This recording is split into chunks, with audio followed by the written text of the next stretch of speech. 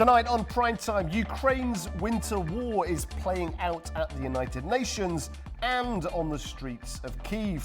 The Security Council has met in a tense emergency session as strikes are intensifying, leaving millions without heat, electricity and water. Ukraine freezes while the UN fights.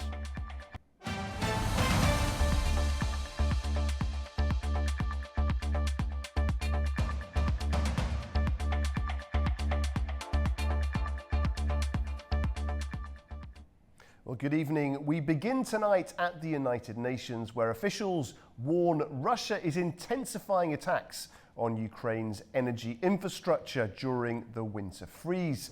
Now, the meeting also heard sharp exchanges over escalation, including concern over a reported use of the nuclear-capable Orezhnik missile near NATO territory. Here's our first report.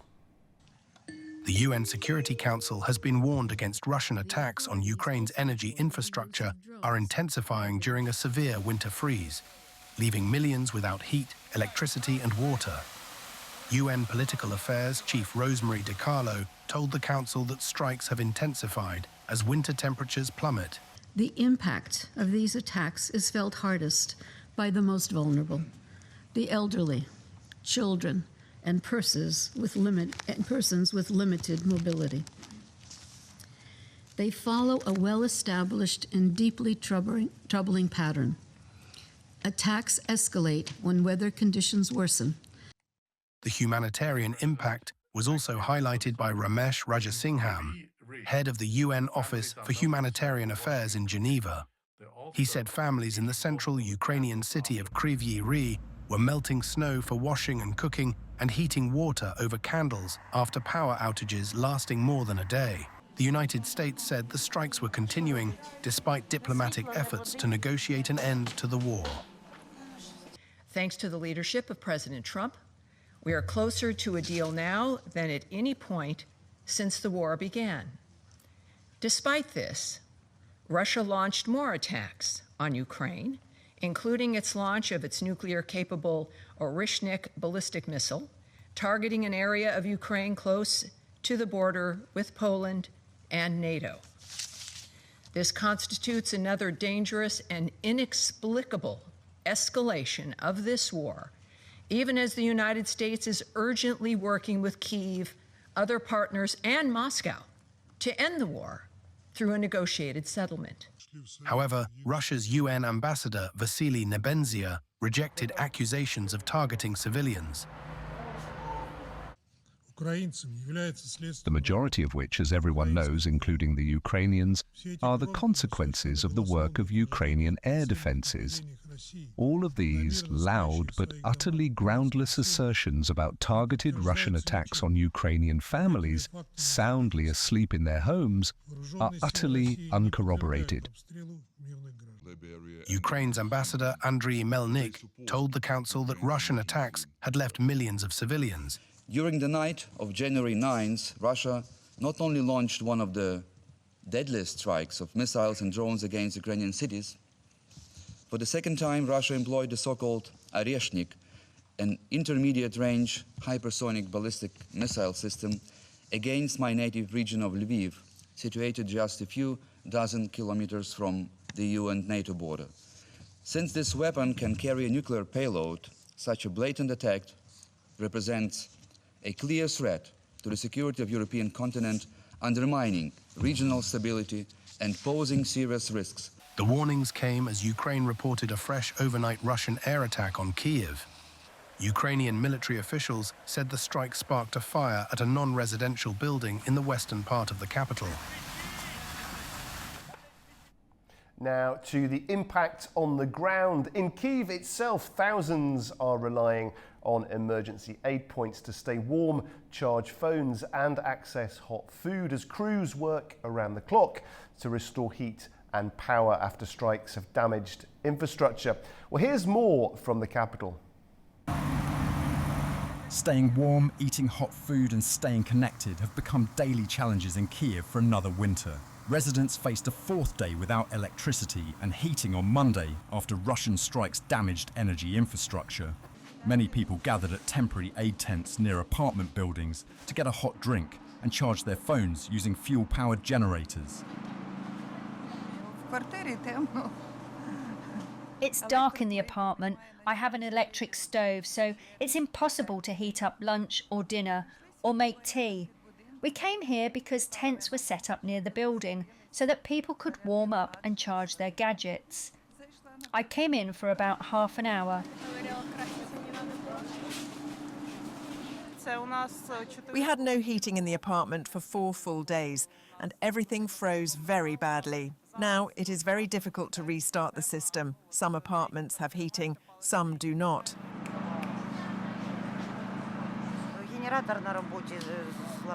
The power generator broke down at work, so my work has stopped. My husband is working because he works on a car, and I am at home for now.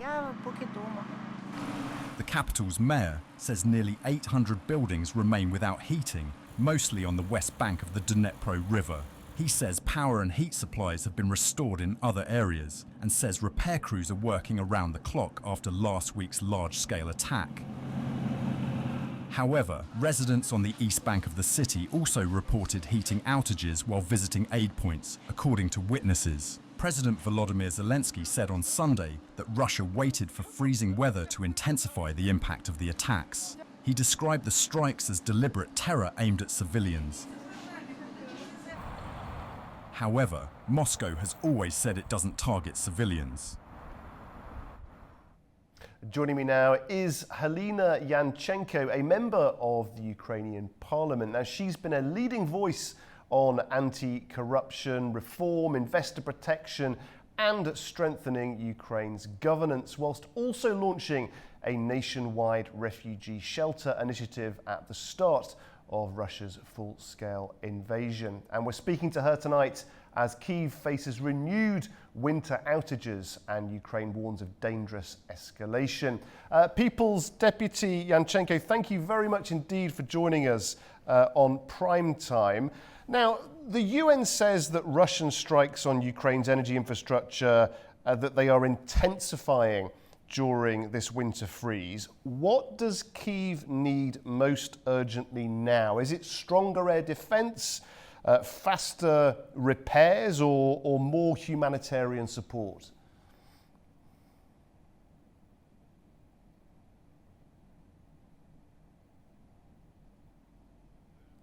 We're just having a few sound issues, Halina. If you could just bear with us, we'll just try and restore that sound to where you are in Kyiv.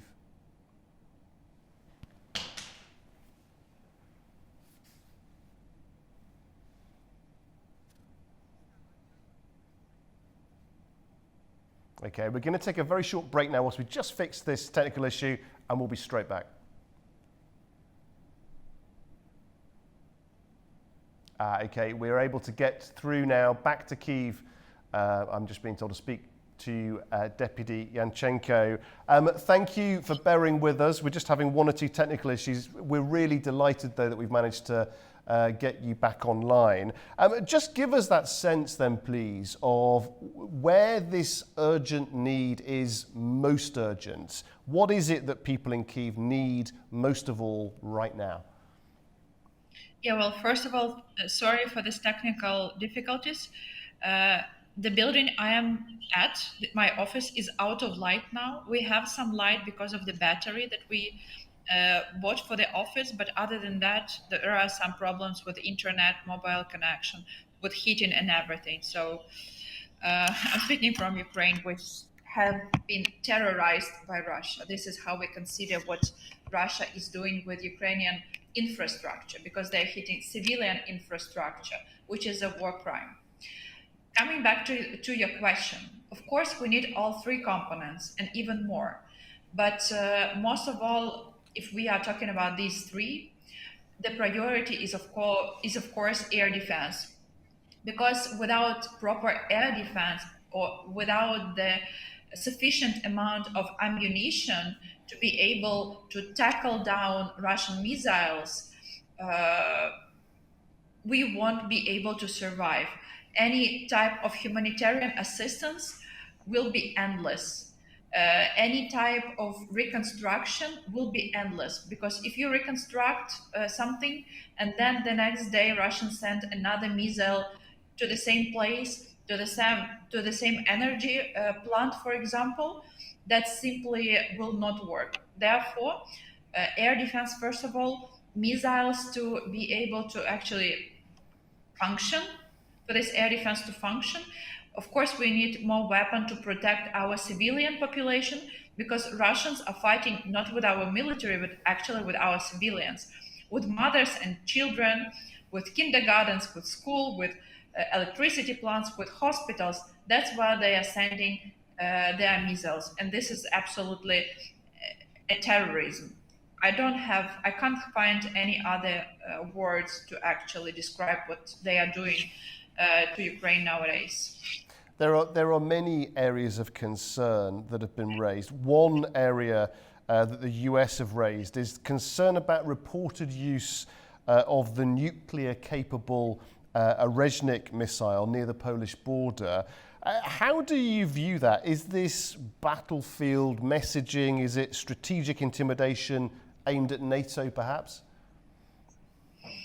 I believe that this is a very weird, very sick Russian logics, a kind of message they try to send to Europe and US. They try to threaten NATO countries. They try to threaten Europe.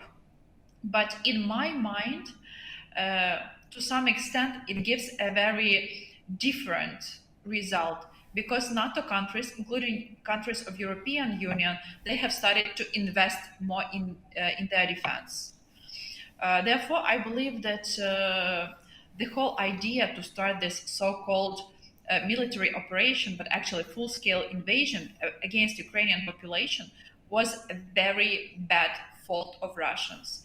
In many cases, they did not reach their goals, but they reached vice versa. They didn't want NATO next to their borders, but it actually motivated many Nordic countries to join NATO. They wanted Ukrainian population to conquer Ukrainian population, but now Ukrainians, including kids, they hate Russians because they consider that Russians are murderers. They've seen how Russians are kidnapping people. They've seen how Russians are raping our women, our children, and therefore Ukrainians are fighting so hard, because we know what it means to live under Russian occupation. It's terror, it's murder, it's raping, it's all types of atrocities. And now the whole world knows that Russians are basically barbarians, murderers, and terrorists. That's what Russians have reached. The residents of cities like Kyiv have become famous for their resilience over recent months and years. Nevertheless, when you're relying on emergency aid points for warmth, for power, I mean, in some senses, the impact of this crisis on people's lives is obvious. In other senses, perhaps it has ripple effects far beyond what people might realize. Just give us a sense of what life is like on the ground for the residents. Well, I can tell you that currently it's minus 11 degrees outside. It's like really freezing outside, and it's about 11 degrees in my office where I sit now. So yeah, it's freezing. It's horrible for families with kids. Children can't go to schools because schools are freezing. Kids can't go to kindergartens. In hospitals, there might be some problems, especially with reanimation and patients who are also freezing in their beds. Personally, I can't cook at home because my electric devices are not working. Therefore, once again, what I'm saying is that this went even beyond the war. Because when we are talking about war, we imagine how one army is fighting against another army with some kind of idea or reasons. But what Russians are doing in Ukraine, their army is not fighting Ukrainian army. They are fighting Ukrainian population. They terrorize Ukrainian population, and this is something that should not be. They should not go away with that. This is something that we should not let happening nowadays in the world. Otherwise, people across the world will not feel safe. If any country can violate the borders of other country, if any army can start killing population and doing this kind of atrocities, it sends a very bad message to authoritarian regimes across the world. And it might really cause the Third World War. Now, there are people across the world, millions of people, of course, who are hoping and praying for peace. Washington says that we are closer to a negotiated settlement now than at any point since the war began. What would Ukraine define as a just peace? And what terms are non-negotiable? Of course, non-negotiable are any kind of points regarding the so-called land discussion or land negotiation. We have very serious reasons for that, because when we are saying that we can't trade land, we can't give away our land to Russia, it's not about land, it's not about square kilometers or square meters. If they were abandoned or if they were, unpopulated. We are talking about villages and cities where people live. And once again, we've already seen, the whole world have seen what Russians are doing to Ukrainians in occupation. So there is no way for Ukraine to give away those villages, cities with our people and their homes, because it means that we are sending these people, we are crossing out their lives. We are sending them to be murdered, killed, and raped. And of course, it's impossible. It's impossible. It's absolutely non-negotiable. But generally, I believe that long and or lasting and fair peace means that negotiations should not encourage the aggressor. So if the negotiations will be basically on pro-Russian conditions, that will encourage aggressor. And what people do when they are encouraged, they continue with what they have done. So it means, in our case, it means that Russians will be back, and maybe not only to Ukraine, but also they will come back with their aggression, occupation to other countries. Why not if they're encouraged? Why not if they receive something, just as a present, like part of our country with our people or our cities and villages as a present in the end of the war. Now everybody, hoping and praying for peace. Obviously, as one of the leaders there in the country, you're focused on doing whatever you can to help your constituents, the residents, and doing whatever you can to achieve this peace. However, you've also got another very difficult job, haven't you? Which is that you have to also then think about the reconstruction afterwards. Now, that is going to take enormous amounts of investment. You're going to have to engage with the investor community, create a sense of confidence. That's extremely complex. Just give us a sense of how you as a leadership community are thinking about going about that very difficult task. Well, my personal opinion is that after the end of the war, the reconstruction of our country will be the biggest and probably the most successful and attractive investment project in Europe. And therefore, many businesses and many companies will be interested to actually come and help. Also making money on that, let's be honest with that.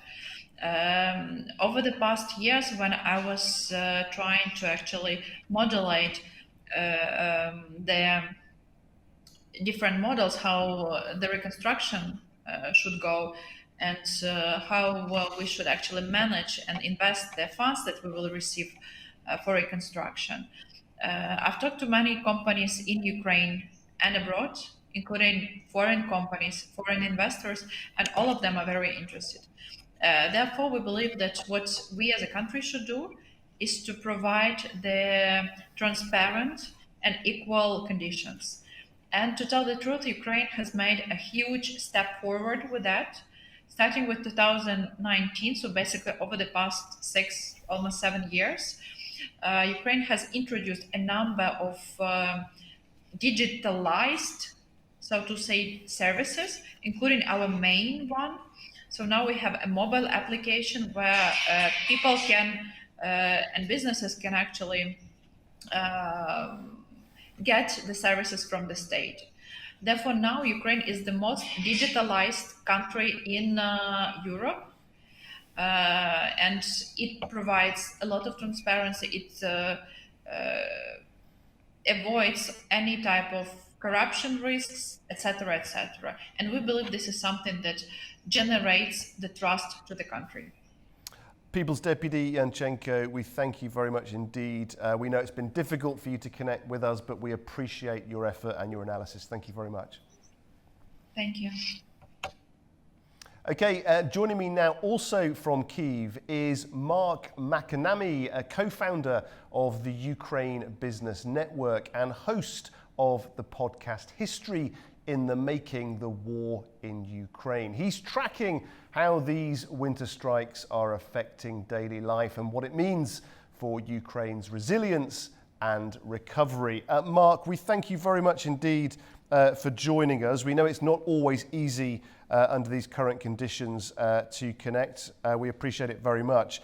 After these latest strikes, what is your sense of daily life? What is daily life like tonight for families, for workers, especially when heat and electricity is still a precarious situation?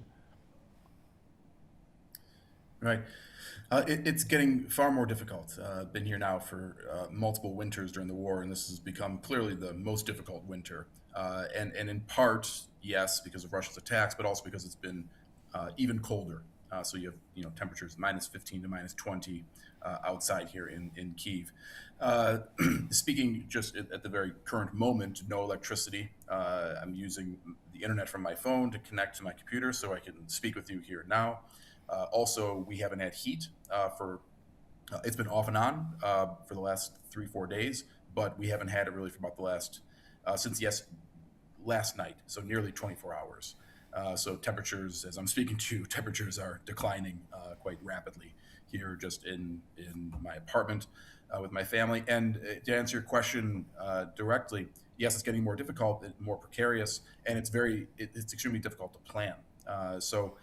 The last 5 days in particular, ordinarily for about the last 3 months, going back to October, you would have a schedule. So you could check the night before to see the next day when the electricity is on, when the electricity is off. So you have a 3-hour period where it's off, 3 hours back on, and so forth. And maybe you have in total 8, 10, 12 hours of no electricity.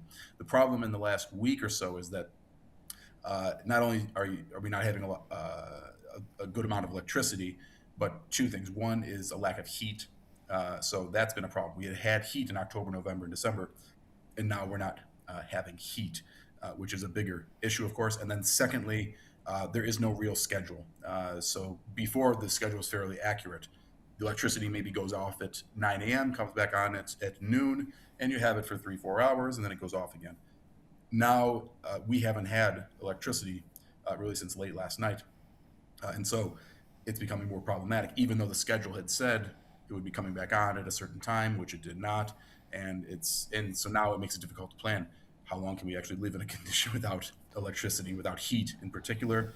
So in our particular case, my family here, we're talking about going to another family, their apartment outside the city that has heat, or otherwise going back to my Ukrainian family's hometown, which outside of Kyiv, it's a tier 2 city that has more predictable heat and electricity. So just gives you a sense of some of the difficulties in just living life here at the moment. Incredibly difficult situation, even for people who have become famous for resourcefulness, resilience in recent months and years. A question that I put to Deputy Yanchenko was what is needed most of all now. We know that warning attacks, the UN is warning that attacks are intensifying as the cold deepens. From your perspective, from where you are, what is the most urgent need?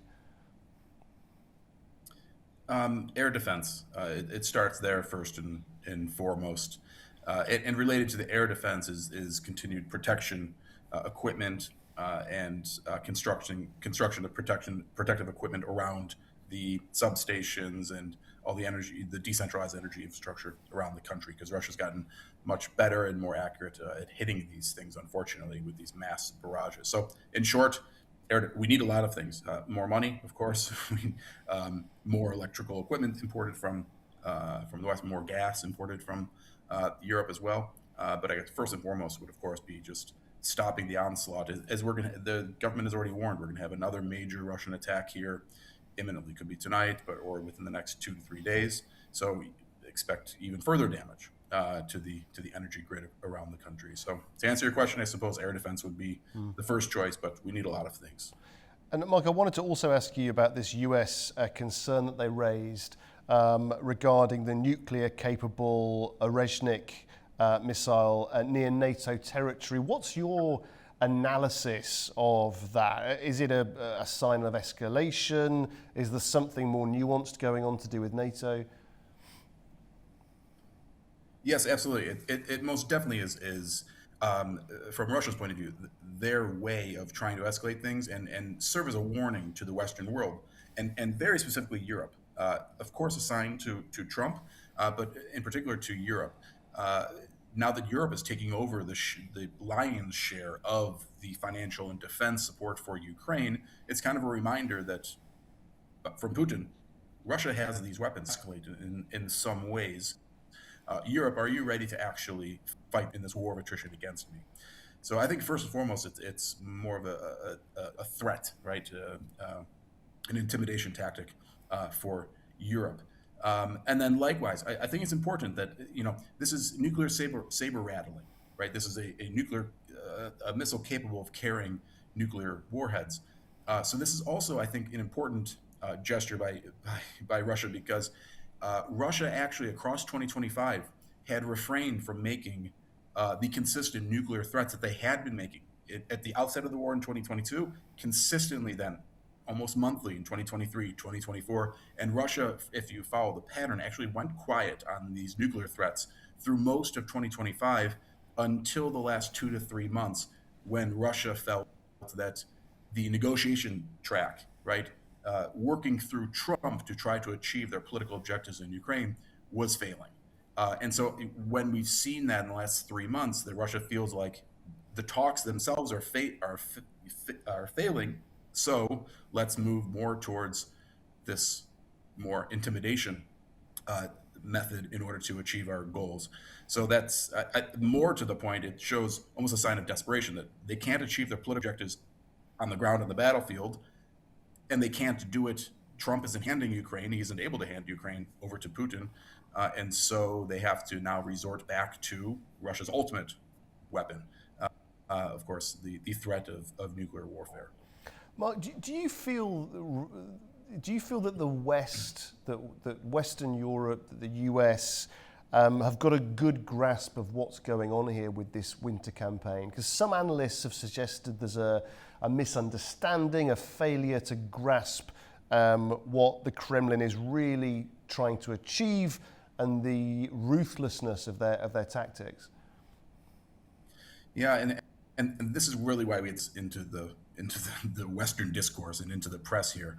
And thank you for doing this interview, so we just keep this narrative going, because this is a genocidal war, and this is what we're watching. Putin wants to take Ukraine's sovereignty. Whether there's Ukrainians in the land or not is irrelevant to him almost. And so this is his campaign to take back into, as he believes, as he has said, his own words, regathering of the so-called Russian lands, Ukraine being part of, in his vision, in Putin's eyes, part of Russian historic lands. This is completely inaccurate, of course, but nonetheless, that's how he views it. So this is truly a war about sovereignty, not about he wants more villages in Donetsk region in eastern Ukraine.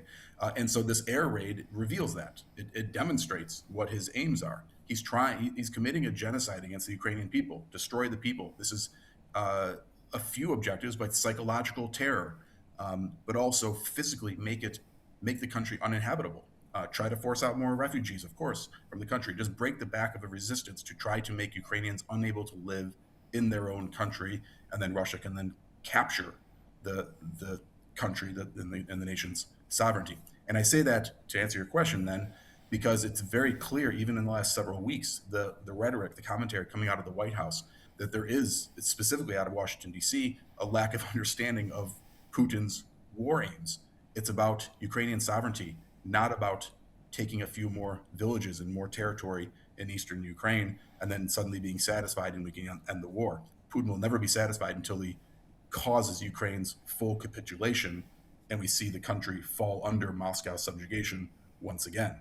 So that I think hopefully these air raids and this type of extreme behavior that Russia's demonstrating here hopefully shows that more concretely. But the message hasn't gotten across specifically to the White House, to unfortunately too much of Western populations in the United States and across Europe to understand this still.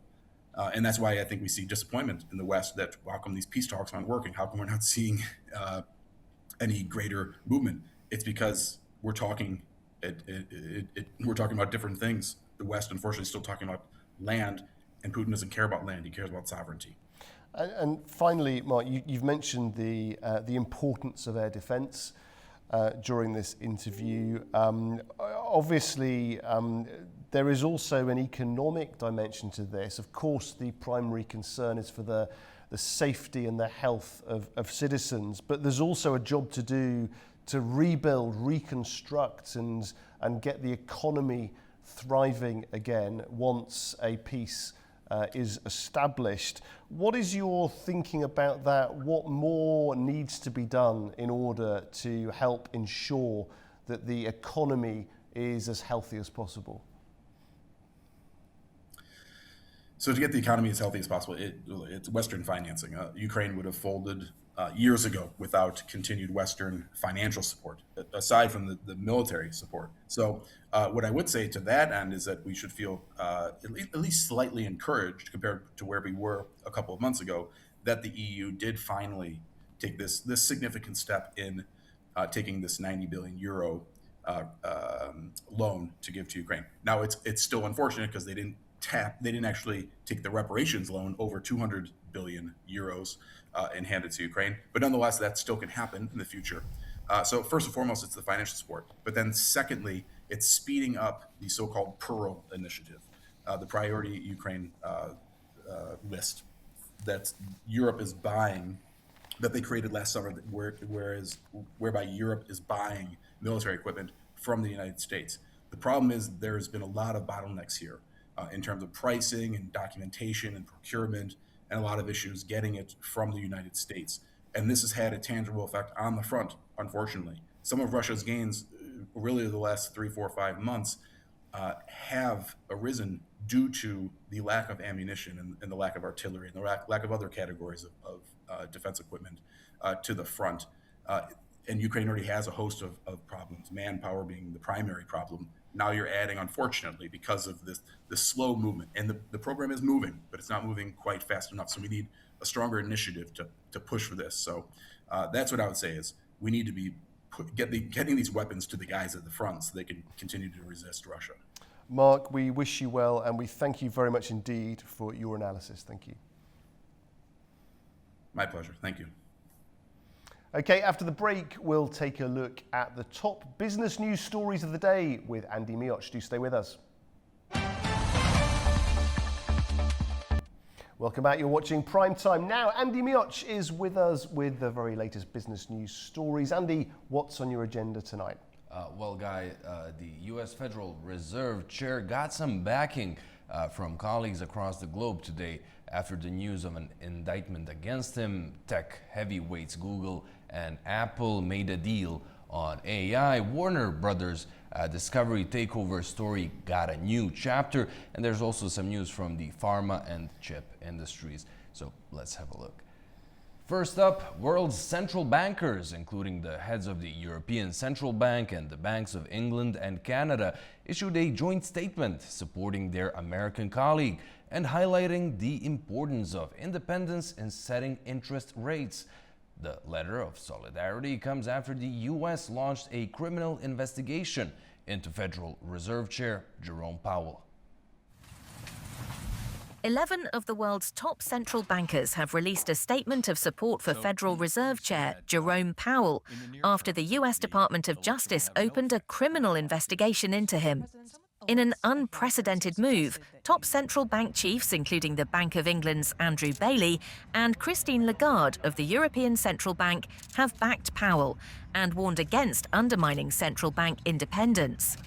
The heads of the Swedish, Denmark, Swiss, Australian, Canadian, South Korean and Brazilian central banks have also signed, as have two top officials at the Bank of International Settlements, known as the Central Bank for Central Banks. Others may yet sign the letter too, Reuters suggested. US President Donald Trump has repeatedly criticized Powell, whom he appointed in 2018, for failing to cut interest rates fast enough.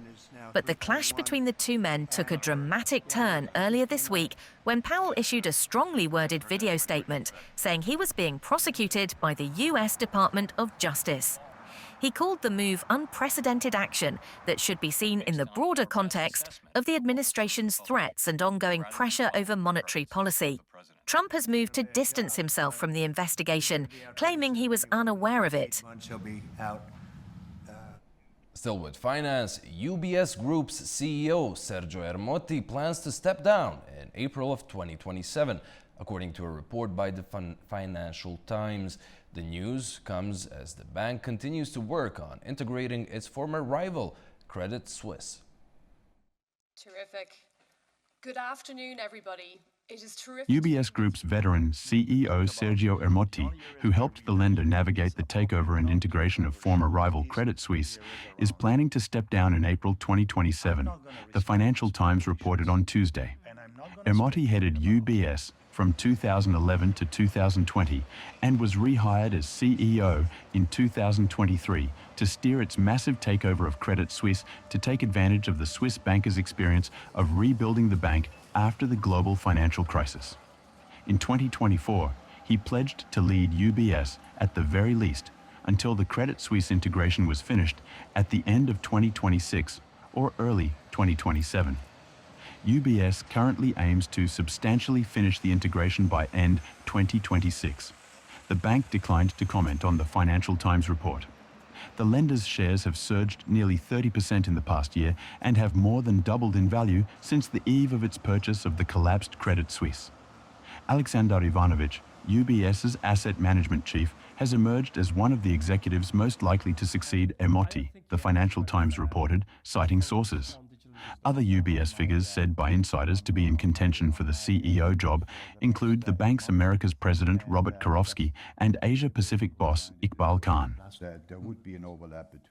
In a major AI tie-up, Apple is joining forces with Google to power its artificial intelligence features, including a major Siri upgrade expected later this year. The multi-year partnership will lean on Google's Gemini and cloud technology for future Apple foundational models. Apple will use Google's Gemini models for a revamped version of its Siri virtual assistant, which is due to debut later this year. The multi-year deal was announced Monday, marking a major vote of confidence in Google. Its technology already drives much of Samsung's Galaxy AI, but the Siri deal unlocks a large market, with Apple's installed base of more than 2 billion active devices. Gemini models will also power other future Apple Intelligence features under the deal, the financial details of which were not disclosed. Google parent company Alphabet has been jostling with OpenAI for the Apple deal. The iPhone maker had, in late 2024, rolled out ChatGPT on its devices. That allowed the company's Siri voice assistant to tap into the chatbot's expertise to answer complicated questions. Apple says there are no major changes to the ChatGPT integration at this time. OpenAI did not respond to a request for comment by Reuters. News of the deal helped power Alphabet's market valuation above $4 trillion on Monday. In pharma news, weight loss drugs maker Novo Nordisk says they expect that oral drugs will make up a third or more of the market by 2030. The company says the updated forecast reflects changing consumer behaviors around obesity treatment. Oral weight loss drugs could account for a third or more of the overall GLP-1 market by 2030. That's according to a Novo Nordisk executive on Monday. It's a larger percentage than the company originally anticipated. The company's executive vice president for product and portfolio strategy told Reuters Novo Nordisk's updated view reflects a better understanding of behavior in what he described as an increasingly consumer-driven obesity market. Novo launched a daily oral version of Wegovy in the US earlier this month with a starting cash price of $149 per month. The company believes the newly launched version can expand treatment to groups that have so far been underrepresented in GLP-1 use. They include men and younger patients. The reassessment comes as analysts debate the long-term role of oral GLP-1s.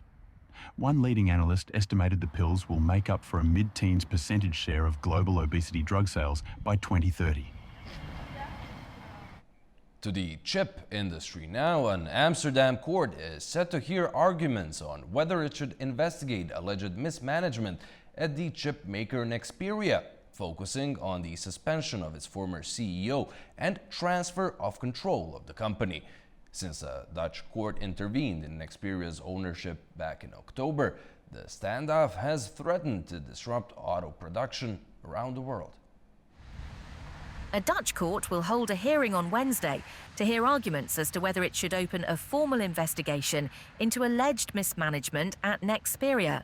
Two sources familiar with the legal proceedings told Reuters on Monday. At stake in the first public hearing in the case is whether the court will reverse summary decisions made in October to suspend the company's former CEO Jiang Shuizheng and transfer control of Wingtech's Nexperia shares to a Dutch lawyer for safekeeping. The hearing will be the first time the dispute will be heard in open court.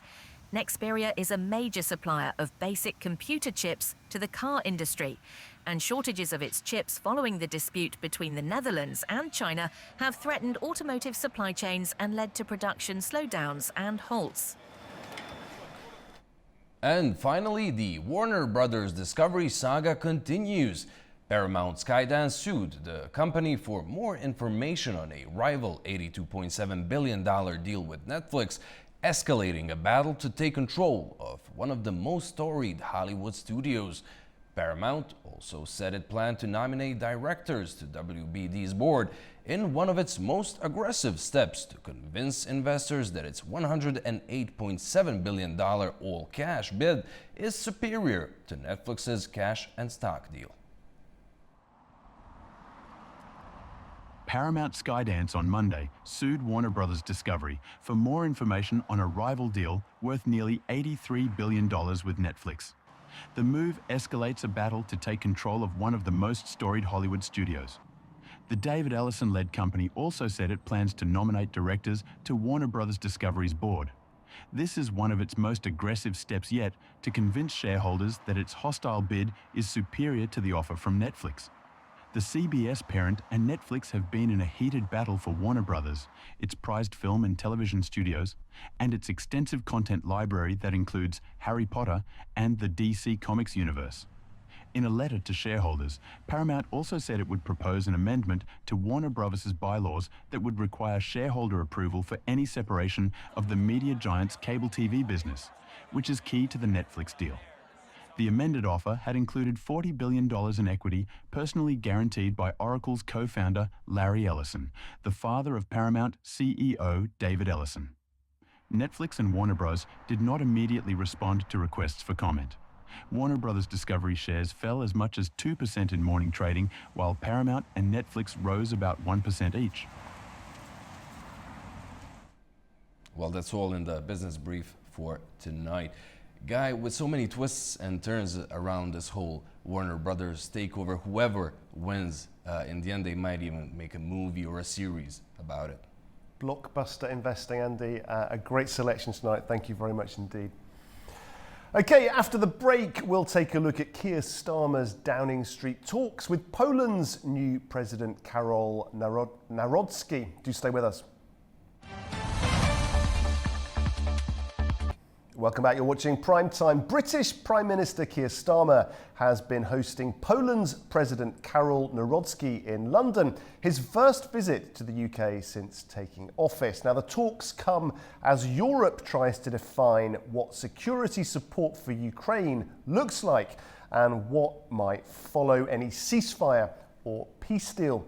There's also a wider agenda: military cooperation, missile defence and joint efforts to curb illegal migration. Well, let's go to Ollie Barrett now, who's outside 10 Downing Street with the latest.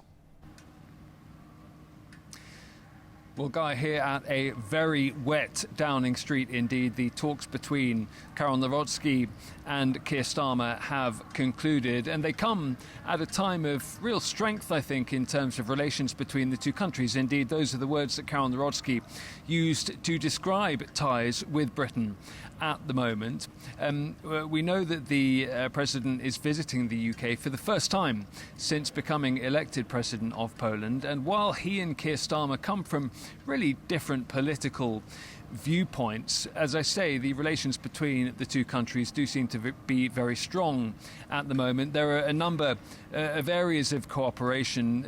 We were told that these talks would obviously focus on European security and Ukraine, progress on the so-called coalition of the willing when it comes to what European powers are going to be prepared to do to try and help secure any ceasefire, any peace deal that may or may not be reached between Russia and Ukraine in the coming days, weeks or months. Much more on the security agenda between these two countries that was discussed here as well. Of course, the UK has troops based in Poland as part of NATO forces. Indeed, Poland describes the UK as its key NATO ally, but there are also discussions that have been happening here at Downing Street about cooperation in the military and security sphere with regards to missile defence systems, the building of frigate vessels as well, and lots more besides. The two countries cooperating as much as they can on the issues around illegal migration. That is something that is important to both governments at the moment, although for slightly different reasons, but both governments committed to tackling illegal migration, and Keir Starmer certainly has been as committed to strengthening and deepening the relationship with Poland as we saw previous Conservative administrations under Prime Ministers such as Boris Johnson and Rishi Sunak as well. Now, President Nawrocki not just here on official business in the sense of having these discussions with Keir Starmer and between those two delegations for Poland and the United Kingdom of officials, but also meeting the Polish diaspora here in the UK as well. And he paid tribute to the role that the Polish diaspora, the Polish community here in Britain, that large Polish community plays here in the UK, but also when it comes to contributing to those relations and ties between Warsaw and London as well. So, as I say, despite the fact that Keir Starmer and Karol Nawrocki are of quite different political persuasions in many ways, they continue to pursue closer ties between Poland and the UK, which have been, according to almost all observers, really improving in recent years. Well, also in London, and joining us now is Peter Barnes, the political strategist and Talk TV contributor. Peter, we're delighted to have you on the show. Thanks for joining us. At this point, Starmer is about as popular as a sneeze on a crowded bus, isn't he? Is he hosting the Polish president to shape foreign policy, or is this just a world leader photo op to try and rescue his rating? I'm not going to lie, I think that's somewhat of an insult to a sneeze on a crowded bus, because he is the most unpopular Prime Minister in our history. So I think that rather says something. And you are completely right that this looks very much like a photo op. The Prime Minister has this big problem where he doesn't like to be in the country. And he likes to do these foreign trips. He likes to be the international leader. We call it his little Churchill moments. And when they come here, he basically always laps them up because he thinks that a meeting is leadership. He thinks that just having the photo op is the same as the substance that should be being discussed in those meetings. Because whilst you're perfectly correct that obviously Starmer and the Polish comes from different political spectrums, they also come from different matters of urgency, because Poland has led on defense spending, and yet Britain has, yet again dropped the ball more times than we can count. A photo op is not the same as leadership. A photo op is not the same as getting our ducks in a row as an ever-growing threat of Russia, and not to mention the issues of Iran and those of China, run riot on the streets of London. At some point, you have to wonder, is the Prime Minister just doing this because he doesn't know what he's doing? Yeah, Peter, it's a really interesting point there, and we've touched on that point on this show in recent weeks, that this sense of European leaders who think that a document is the same thing as taking action, that a committee meeting is, the same thing as actually delivering real results for people. It seems to be an epidemic we're seeing with a sort of certain class of politicians. Now Poland's demanding more hard power from Europe, isn't it? Is Britain actually willing to match this with real military weight, do you think? Or is this more talk and bluster?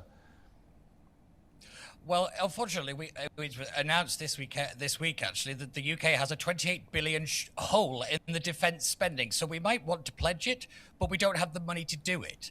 And that, I would point out, that's to bring us up to where we should be. That's not actually, the extra positions that many in the military believe that we need. We have a real problem of economic growth. So therefore, the ability to spend is not there. Poland is leading with 5% GDP on defence spending, which is what I know Donald Trump and NATO are ideally looking. But our own increased funding doesn't kick in till 2027. So we can talk all we like about, hard power and joining the fight and this coalition of the willing, but we don't have the money to back up the claims. And it's starting to look a little bit silly when the world knows this, because it's evidently clear that Britain has diminished because it has cut defense spending for cheap votes and to funneling it into more domestic products. It's got to change, and I think we should be following Poland's example, not actually giving lectures to Poland or thanking them for all the work they do. We should be apologising for the fact we have yet again dropped the ball. And some of Keir Starmer's critics, Peter, have suggested that this really is a way of re-entering Europe by stealth through defence. What are your views on that? Well, it's one element of this, but it's been very clear that Keir Starmer obviously is a huge supporter of the European Union. He wanted to lead the rejoin effort after the Brexit campaign, and he was the face of stopping Brexit. So he's not exactly, Team Brexit. However, we actually have to look at things more along the lines of trade and regulations in terms of we would be in realignment with the European Union without being a member. So yes, we have got the element of obviously the defence side of things, but there's lots of other bits. So when you put it together, we are basically creeping back into the European Union without democratic consent. And it's all being done on the basis of, well, it just makes things easier rather than actually embracing the opportunities that Brexit gave the UK, because we have a Prime Minister that doesn't believe that Britain is capable of doing it. And in terms of his position with voters, I mean, it's precarious would be an understatement. One of the most unpopular prime ministers we've seen for decades.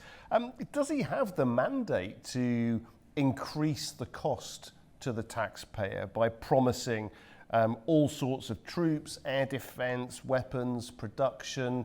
Do you think he's really being honest with the British public in that regard? I don't think Keir Starmer understands what the word honest means. I mean, we had not so long ago when it was the budget here, the claim of a multi-billion pound black hole. It exists, and yet it was used as justification for a massive tax increase.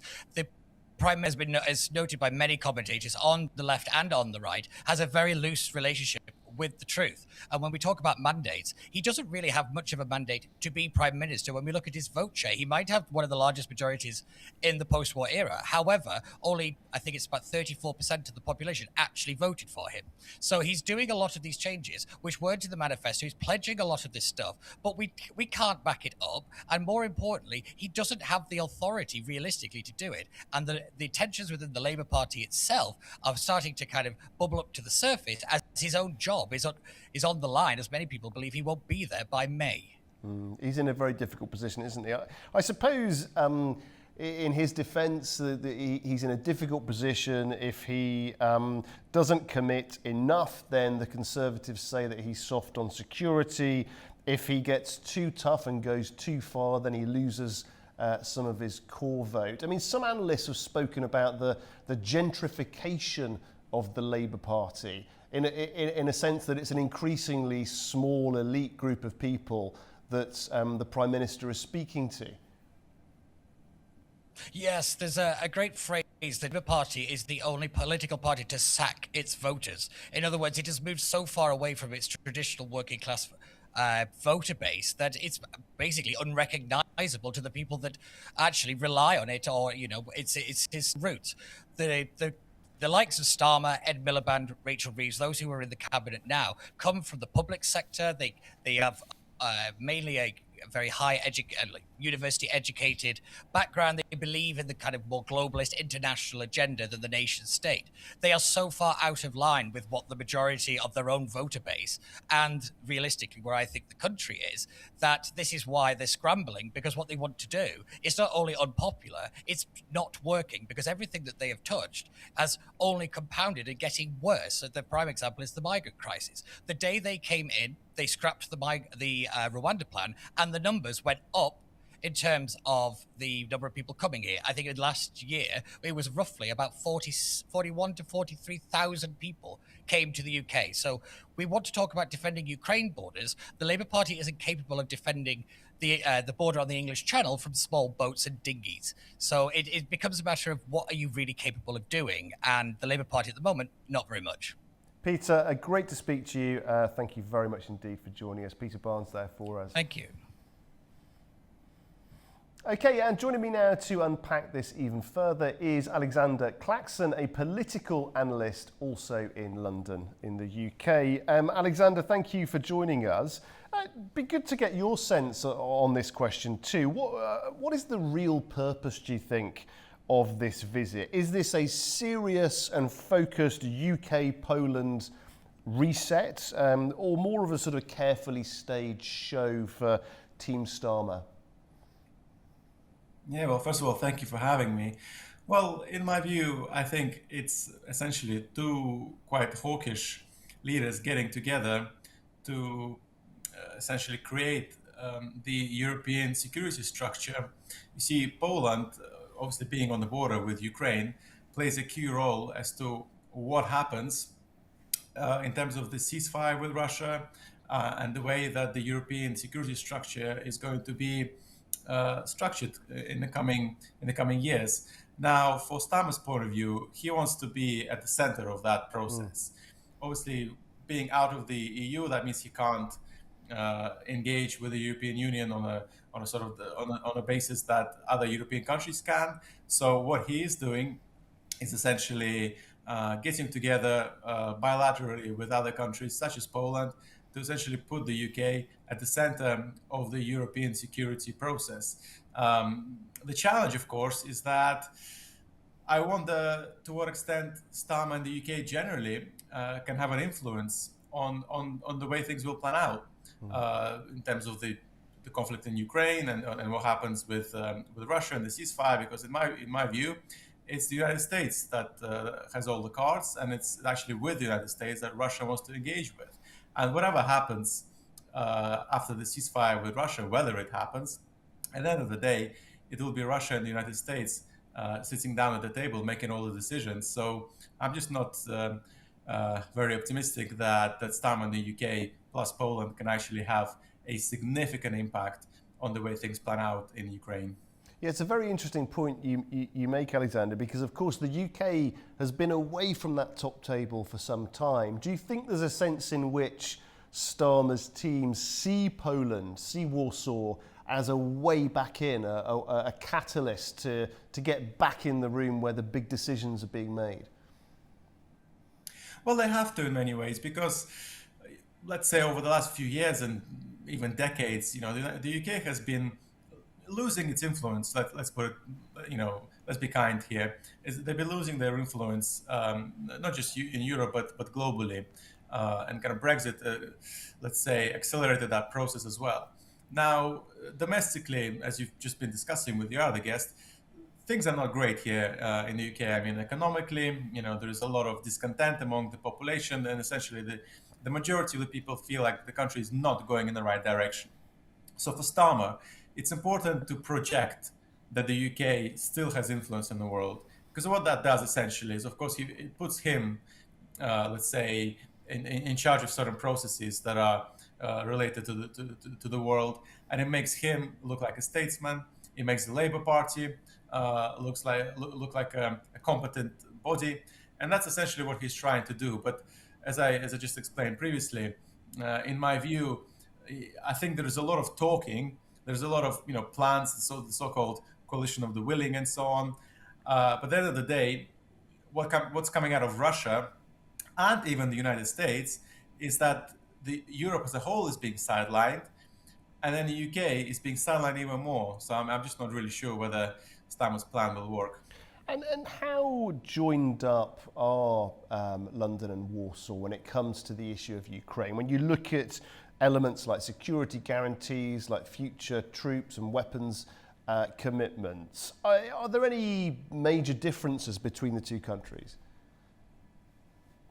Well, as I mentioned at the very start, both the UK and Poland are very hawkish when it comes to the Ukraine question. Not just them, of course. There is also France and Germany, and perhaps even most of Europe, apart from the likes of Hungary and Slovakia. Italy somewhere in the middle, I would say.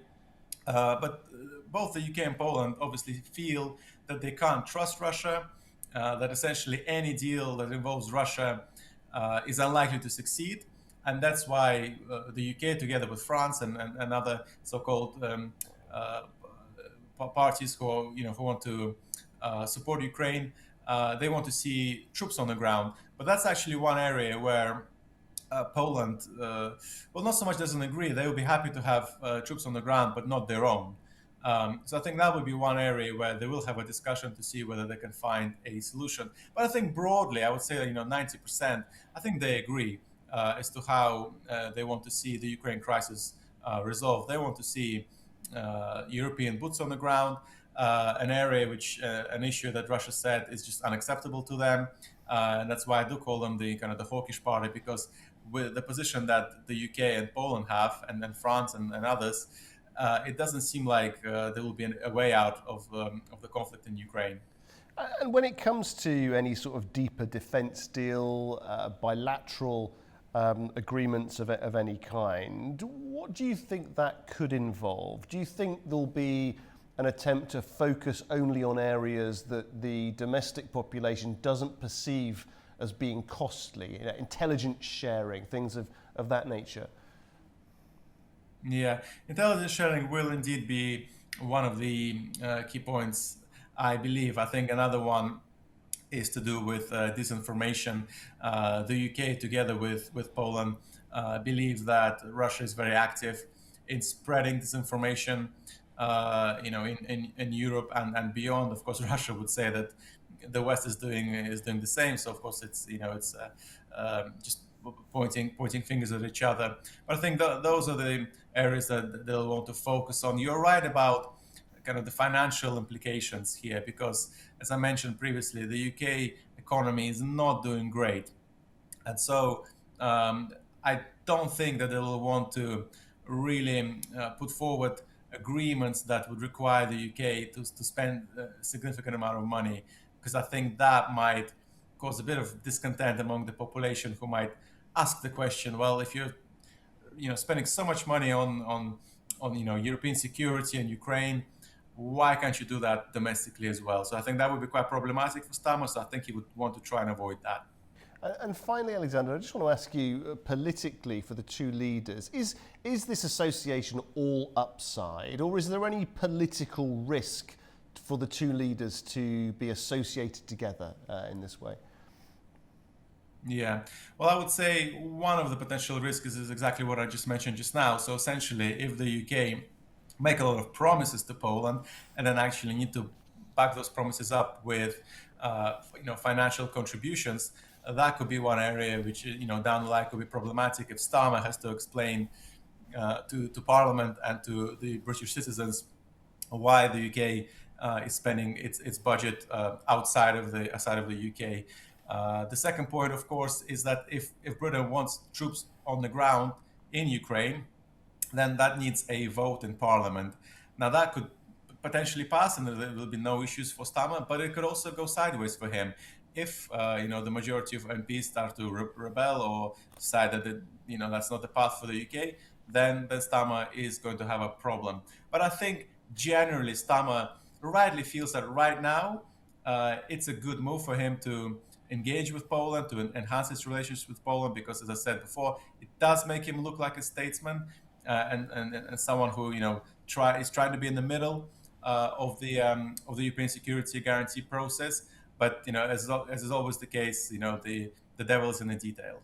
Mr. Claxon, we thank you for your analysis and for joining us from London. Thank you very much. Thank you. Okay, after the break, we'll take a look at President Trump's new 25% tariff threat targeting Iran-linked trade. Do stay with us. Welcome back now. US President Donald Trump has announced a 25% tariff on countries doing business with Iran, the latest move to ramp up pressure on Tehran as anti-government protests continue to spread nationwide. Any country doing business with Iran is set to pay an extra 25% tariff on trade with the US. In a social media post on Monday, President Donald Trump said the levies would take effect immediately. China is Iran's largest trading partner, followed by Iraq, the United Arab Emirates, Turkey and India. The move comes as anti-government protests in Iran enter a third week amid Tehran's failing economy. Also, tens of thousands of pro-government Iranians also protested to condemn what they describe as riots supported by foreign forces and oppose what they call interference by the United States and Israel. You claim that you stand with the people, but in the Gaza Strip, you've really showed how you stand with the people, as you did in other countries. The people's blood is still on your hands. Your words are like jokes. All the US so-called negotiations are frauds. They just want to make Iran unsafe and divided, just like what they did in Syria and Iraq, and seek their own interests. Similar views were voiced by Iranian Foreign Minister Sayed Abbas Araghchi, who accuses the United States of playing a direct role in the unrest and says the government has obtained evidence to support its claims. Responding to an earlier warning by Trump of possible military intervention, Araghchi said Tehran is ready for talks with Washington on the basis of mutual respect, but is also fully prepared for war. We do not seek war, but we are fully prepared for it. At the same time, as I have repeatedly said, we are also ready for negotiations. Armed elements were observed among the protesters, who shoot not only at our security forces, at the police, but more importantly, we realize that they also shoot at ordinary people. Washington now urges US citizens to leave Iran amid the ongoing unrest. Internet access across the country remains largely restricted as security forces increase patrols in key areas. The US-based human rights activist news agency says it has verified the deaths of more than 500 protesters, with arrests exceeding 10,000 since demonstrations began on the 28th of December last year. Iranian authorities also say more than 100 security personnel have been killed. Well, joining me now is Negar Mojtahedi, a reporter with Iran International and host of the Eye for Iran podcast series. He's joining us from Vancouver in Canada. Nigar, thank you very much indeed for joining us. What does Trump's 25% tariff threat actually change? Is it economic pressure on Iran, or is this just coercion aimed at Tehran's trading partners? It's not much, because you have to remember that there were already secondary sanctions in place for anyone doing any business with Iran. I think more importantly is what we're seeing from Trump this morning. He posted to Truth Social that help is on the way for Iranian protesters. And he had the hashtag MIGA, which stands for Make Iran Great Again. And that's quite significant. Yeah, that's very interesting. The opportunity for a catchphrase, never one to pass by the US president. China is Iran's biggest trading partner, isn't it? And then you also have good trade relations with countries like Iraq, the UAE, Turkey, India. When you look across those economic partners, which of those countries do you think is most likely to absorb US pressure, and which most likely to resist it? Well, at the end of the day, I think this is squarely focused on China, which takes in 90% of Iran's energy and oil at a very, very low price. I mean, they are considered to be a predatory partner of Iran in the sense that they, are taking advantage of them financially speaking. But again, there are ways for them to evade these sanctions, and there are back routes and back channels like shadow fleets and things like that. So I really think it was more something symbolic. There already is an economic collapse in Iran, and there's no recovering from this for the regime. And what is it that you're hearing from your contacts about the demonstrations? I mean, everybody's talking about this word momentum, aren't they? Whichever side of the debate you're on, whatever you wish to happen to the country, everybody's saying that it's momentum that's key. It's momentum that will decide what ultimately happens. What are you hearing from your contacts on the ground? It's more than momentum at this point. This has gone beyond a protest towards a revolutionary movement, and now it's turned into a war. This is essentially the Islamic Republic waging a war on its own people. Here at Iran International, we can now confirm that there are at least a minimum of 12,000 people who were killed by the regime in just 2 days. Now, to put things in perspective, that is more than what we witnessed in an entire month in Gaza. We're hearing stories of people, security officials, dressed up in the chador, in the woman veil covering, and shooting directly at people. There are images coming out via Starlink of thousands upon thousands of dead bodies. This has turned into a full-on war. The Islamic Revolutionary Guard Corps, the IRGC, are using military-grade equipment on their own people. What do you think it's important for the rest of the world to understand about the core supporters of the government? Obviously, we're starting to understand more now about the groups that are on the anti-government side. But what about this core group who are still in control of the country? What would you like to help us understand about that group? Well, that's a very interesting question, because the thing is that a lot of these protesters that we're seeing right now, a lot of the people out on the streets are not necessarily the same people we saw in 2022 and 2023 during the Massa, or so-called Women Life Freedom Movement uprising. We are now going beyond the bourgeois and the city centers of Iran towards the smaller rural village areas, towards the strongholds of the regime, cities like the holy city of Mashhad or Qom, for example. These are people who are traditionally were at one point the supporters of the regime, and now they have lost legitimacy in the eyes of all sectors, all different socioeconomic sectors in Iranian society. So at this point, the people who are with the regime are part of that core apparatus, who are now afraid that they're going to lose everything. At the end of the day, this regime is finished. It is now a matter of how many more people are they going to kill on their way out? But to answer your question directly, the people who are now supporting the regime are the people who are financially still benefiting from this regime. We're seeing, Basij, which are the paramilitary wing of the IRGC, and the IRGC themselves. And other than that, they've even lost support from a lot of clerics inside Iran. The extent of foreign involvement in this, I guess, can be debated. People can have different views on that. But the fact of some foreign involvement, surely you'd have to be very naive to not believe that to be the case. So do you think that the response by Arachi, talking about being ready for war, do you think that is designed to put pressure on Washington to minimize, reduce any involvement that's already taken place? I think Arachi's response is absolutely absurd, because the people of Iran, this is a homegrown revolution. This is organic. This is 47 years bottled up inside the Iranian people, and it's finally come out. That has nothing to do with America, that has nothing to do with Israel. And I do believe that anyone who thinks that is being racist towards the Iranian people. Like, Iranian people can't think for themselves. No, and they are thinking for themselves. They do have their own grievances.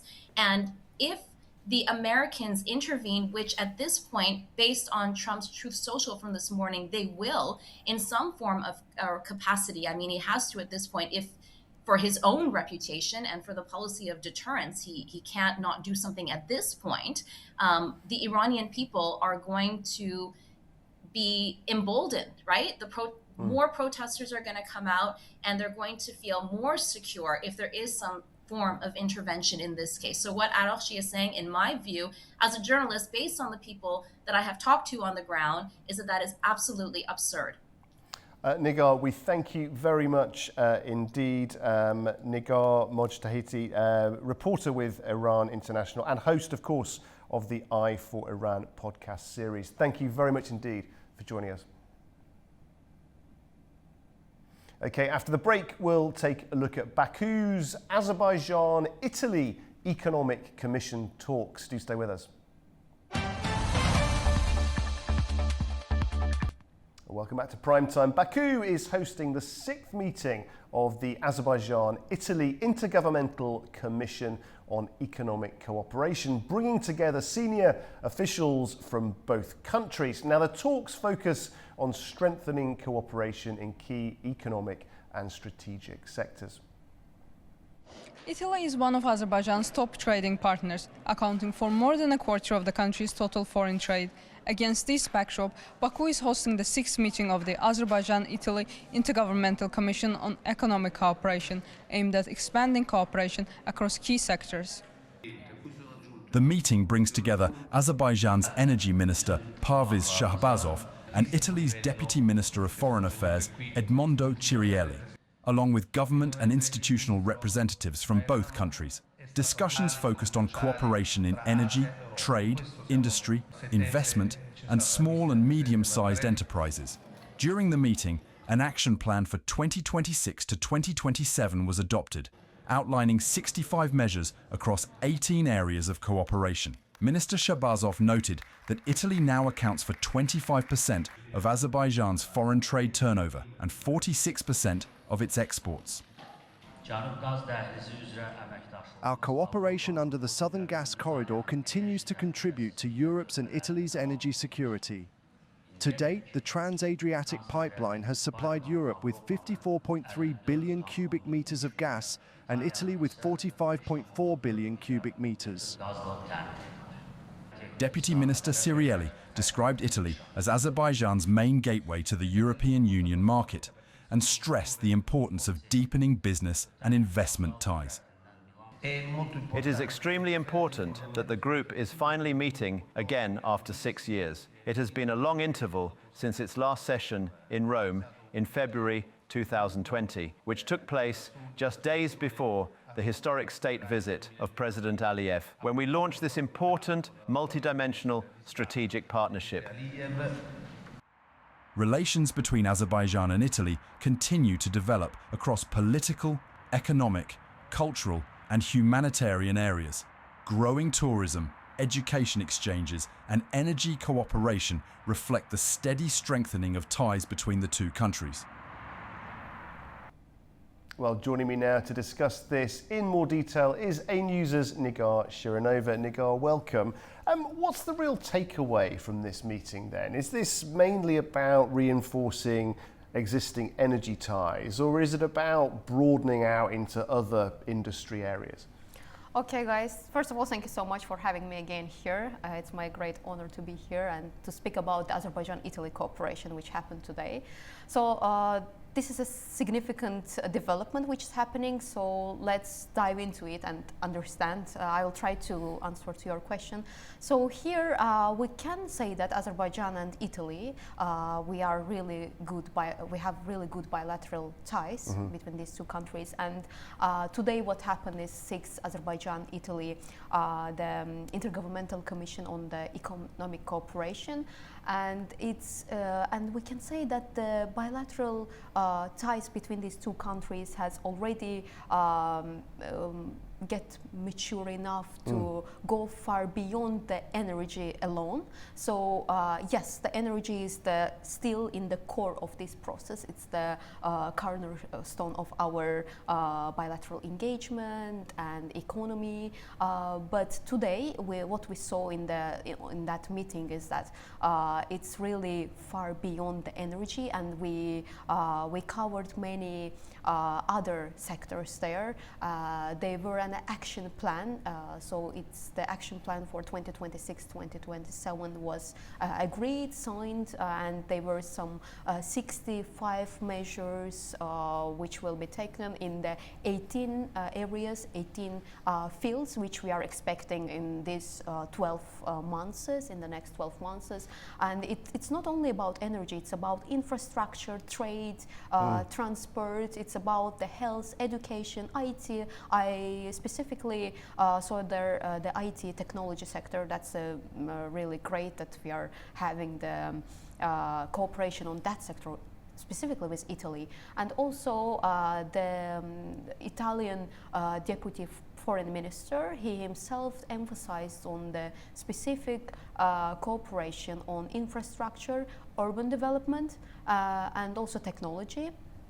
So I think this is really great. And the last thing that I can also mention here is today's meeting also paved the way for the later business forums in this year, in the later months. We are expecting to have business forums between Azerbaijan and Italy. So it paved the way for that, and it's really good for the small and middle enterprises. It gives a way for the logistics and private sectors to be involved in the bilateral ties, in the bilateral political and economic engagement between these two countries. So I think that it's really great opportunity for both countries. So we are accelerating our partnership, and this is a really great, because in 2025 with Azerbaijan, the cooperation only in the energy sector,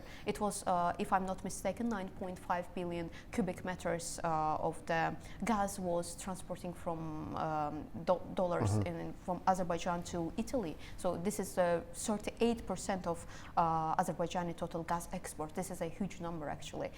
So we definitely were aware of the fact that Azerbaijan and Italy has really great ties on the energy, but today's meeting, this sixth intergovernmental commission, it demonstrated us that it's beyond the energy, and we have many more other opportunities. Yeah, I mean, there's amazing strength and depth to the relationship, isn't there? I mean, education was one that the more I looked into it, the more amazed I was. You know, the various universities, all sorts of partnerships and initiatives. We even have Azerbaijan-Italian University here in Azerbaijan. So this is one of the examples that it was recently established. It was recently opened in Baku. So this is a really great example of our bilateral ties in the education sphere. And if you just look at the hard numbers, Italy now accounts for roughly a quarter of Azerbaijan's foreign trade, almost half of its exports. I mean, I suppose in one sense you could say that's a fantastic situation. You perhaps could look at it and say, is that concentration potentially a weakness? Is there an opportunity to diversify beyond that? Just give me your thoughts on that. So I think it's both strengths and some kind of vulnerability may be there. So if we look at the numbers, statistical numbers, so we can definitely see there the trade volume, not only in the energy, in the gas sector, but in general, the trade volume with Italy is 11 billion US dollars. So it's a huge number actually, and it's really the billions are there. But if we compare it, for example, with Azerbaijan's neighbor Georgia, it's just 1 billion US dollars. So we can see the difference between the economical relation. So Georgia is our neighbor, it's nearby us, and we have really good relations with Georgia. Economic and political relations are pretty good. But if we compare it with Italy, Italy is much more bigger. The numbers are really big, and statistically we can see it from the numbers. And I think it was 9% difference also from 2024 in just with Italy, Azerbaijan, Italy in 2024 and in 2025. If we compare the trade volumes, it's 9% increase. So it means that it's actually increasing from year by year. So definitely we can say that it's a good for Azerbaijan's strengths, because there are a lot of numbers, a lot of surpluses are done, because if we look from Italy is having, if I'm not mistaken, it was around $400 million US dollars, but in our case it's 11 billion US dollars, so it's a huge number. So Azerbaijan definitely has a big surplus here, and we see that in Italian market, we have the access to Italian market, so it's really great. So in this sense, in this case, we can say that it's a big strength for us, and also we have the way to the European market. So it's a way for us, it's a route for us to go to open to the European market. To one of the biggest markets, as you say. Nigar, let's just talk about the action plan that you've mentioned for this year and next year. 65 measures across 18 areas, as you've mentioned. What are the most concrete deliverables, the things that we should be watching out for over the next 12 months? Yeah, here I would like to mention that after today's sixth intergovernmental commission between Azerbaijan and Italy economic forum, I can say that it's not symbolic, this action plan which was decided, agreed for 2026, which we are right now in 2027. So these 12 months, it's not something symbolic. We can definitely see practical in terms of practical terms. So definitely we will see beyond, like, energy is obvious, it's there, and it will accelerate. It's great to have it, and we will have it, of course. But beyond energy, I can say that it's definitely education. We already spoke about the Azerbaijan Italian University. So science, education, some exchange programs may happen. Then I will say trade, which is continuing and which will grow later. Business forums, we can include here business forum. In today's event, it paved the way for the business forum, which will happen later this year. We are expecting later this year, and it will give a great opportunity for the private sectors to be included in these bilateral ties, and also the small and medium enterprises will be there. Infrastructure is the main here. Urban planning infrastructure, especially after the 30 years conflict, Azerbaijan liberated its territories, and there there are significant plans for those liberated territories, and that would be really great for the Italians, private companies, and from Italy's side, that they will come and invest on those territories, liberated territories, infrastructure-wise and urban planning-wise. So there are many more sectors. There are like multiple sectors than Italy can cooperate with Azerbaijan. And also, I would like to mention that from today's event, we can definitely see that Italy is not seeing Azerbaijan as only an energy or oil and gas partner. It's seeing as a full economic partner. It's not only about the energy and oil. It's about many more sectors of economical interaction that can happen between two countries. Just very quickly, Nigar, just to get your thoughts finally on this. The Italian side, the Italian delegation called Azerbaijan a gateway to the EU market, didn't they? Just give us a sense of, beyond energy, as you've said, the sectors that you think realistically Italian investment, where it could really grow. So Italy has a really great partners on they have really good experience on the renewables. So that would be really great. I think it's in the action plan, so it can be implemented in the renewables. So we know that there is Azerbaijan is transforming to green energy. We're accelerating and improving our green energy corridors. So that would be really great for Black Sea, Caspian, Black Sea and Europe, and also Central Asia, Azerbaijan, green corridors. And also it will be also great for the infrastructure-wise, liberated territories, as we already mentioned. So there are many more sectors that we will really see some practical results in these 12 months, in the upcoming 12 months, and this will be all included in this action plan in 2026 and 2027. Fascinating stuff. Nigar, thank you very much indeed. Thank you. Thank you for having me. Okay, after the break, we'll check in with our correspondents around the world for the latest developments in their regions. Do stay with us.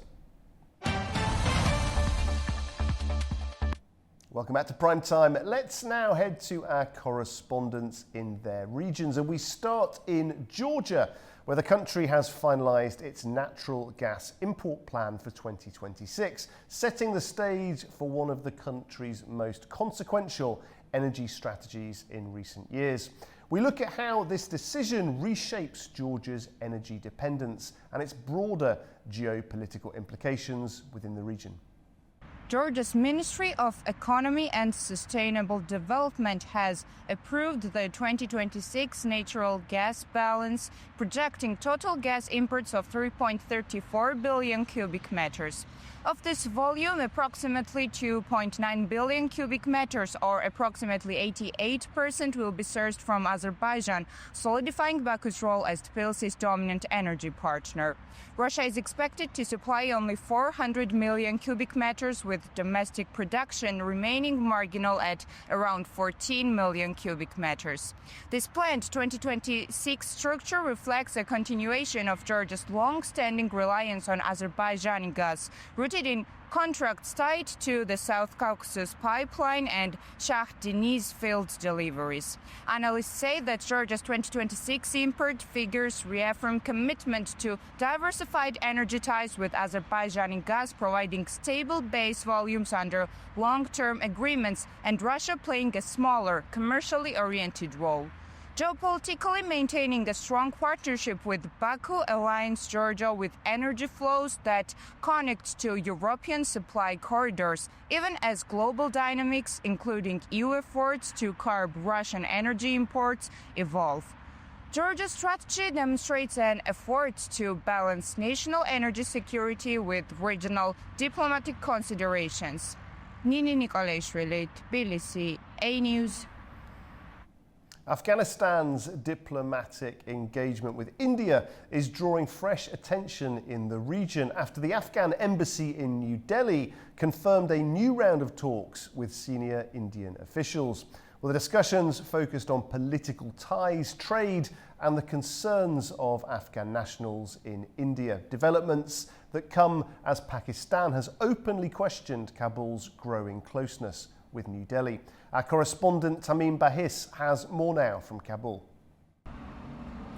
The Afghan embassy in New Delhi says its representative Mufti Noor Ahmad Noor has met with Anand Prakash, Director General of the Afghanistan, Iran and Pakistan division at India's Ministry of External Affairs. According to the embassy, the meeting covered a wide range of political and economic issues, including the expansion of trade, easing visa procedures and addressing challenges faced by Afghan traders, students and other Afghan nationals living in India. Both sides also underlined the importance of strengthening bilateral ties and expanding cooperation between Kabul and New Delhi. The engagement was confirmed in a statement posted by the Afghan embassy on social media, describing the talks as part of broader efforts to deepen Afghanistan-India relations. However, the outreach has triggered a strong reaction in Islamabad. Pakistan's Minister of Information Ataullah Tarar has publicly expressed dissatisfaction over the growing frequency of contacts between Kabul and New Delhi. During a recent press briefing, he questioned the purpose of repeated visits by Afghan officials to India and suggested that the expanding dialogue points to a deeper level of cooperation than previously acknowledged. So far, Kabul has not formally responded to the latest remarks.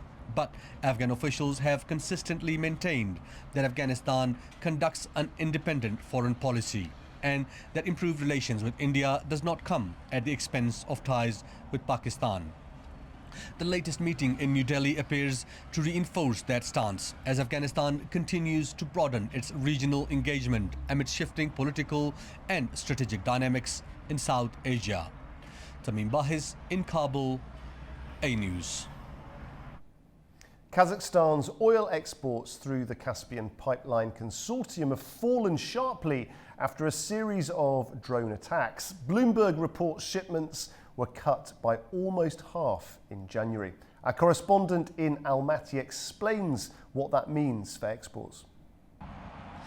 Kazakhstan's oil exports through the Caspian Pipeline Consortium terminal have fallen by 45% compared with volumes planned in mid-December. Bloomberg reports that the decline was recorded in January. According to the agency, shipments of CPC Blend dropped to 800 to 900,000 barrels per day, with traders cancelling at least 21 out of 45 scheduled cargoes. The disruption has already affected the market. As Bloomberg notes, one recent CPC Blend cargo traded at a premium of up to 1.2 per barrel to dated Brent, above the expected range of 60 to 80 cents.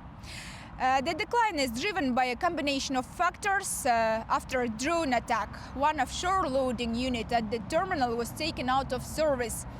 A second unit remains under scheduled maintenance, while frequent storms in the Black Sea continue to disrupt loading operations. And as a result, the terminal has been operating intermittently. Meanwhile, Kazakhstan's energy ministry says oil shipments are currently being carried out through one loading unit and that the operations continue as normal, with adjustments made for current weather conditions. The ministry adds that its priority is maintaining stable exports and preventing storage congestion. The CPC pipeline remains Kazakhstan's main export route, handling about 80% of oil shipments. The country produces around 1.8 million barrels per day, but alternative routes can handle only about half of that volume. Fariza Kalimurzina, Almaty, A News. Well, that brings us to the end of Primetime tonight. Please do join us again tomorrow evening for plenty more news and analysis. And from all of us here at A News, thanks for watching.